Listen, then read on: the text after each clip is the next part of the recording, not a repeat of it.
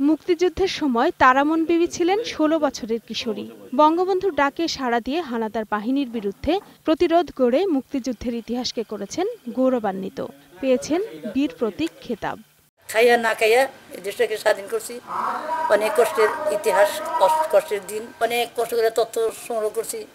কোথায় পাঠশালা আছে, কোথায় ক্যাম্প করছে, কোথায় ব্যাংকার করছে, সেই তথ্য আমি মুক্তিযোদ্ধা ক্যাম্পে দিচ্ছি। আমাদের মুক্তিযোদ্ধা সেভাবে আমরা অপারেশন করছি। কিন্তু জীবনের এই সময় এসে বড় ক্লান্ত তিনি। প্রায়ই হয়ে পড়েন অসুস্থ। ফেব্রুয়ারিতে শ্বাসকষ্টে গুরুতর অসুস্থ হয়ে পড়লে প্রথমে ময়মনসিংহ, পরে ঢাকায় চিকিৎসা দেয়া হয় তারামন বিবিকে। এখন সময় কাটছে কুড়িগ্রামের রাজীবপুর কাচারিপাড়ায় নিজ বাসভবনেই।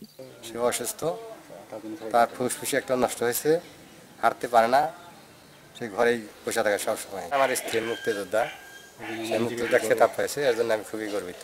কিশোরী বয়সে মুক্তিযুদ্ধে অংশ নিয়ে গৌরবোজ্জ্বল অবদান রাখায় তারামন বিবিকে নিয়ে গর্ব রাজীবপুর রৌমারীবাসীর। তারামন বিবির পৈতৃক সম্পত্তি বিডা বাড়ি ছিল। এখান থেকে সে মুক্তি বাহিনীর সাথে সহযোগিতা করে, পাক বাহিনীর সাথে যুদ্ধ করে এখানে জয়লাভ করেছেন।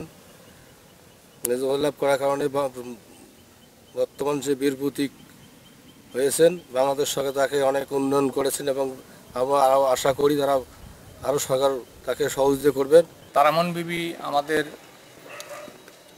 রৌমারী রাজীবপুর এর একটা গর্ব। সে নারী হয়েও স্বাধীনতা যুদ্ধে যে ভূমিকা রেখেছে তা প্রশংসা দাবিদার। রত্না জামান, ২১শে টেলিভিশন।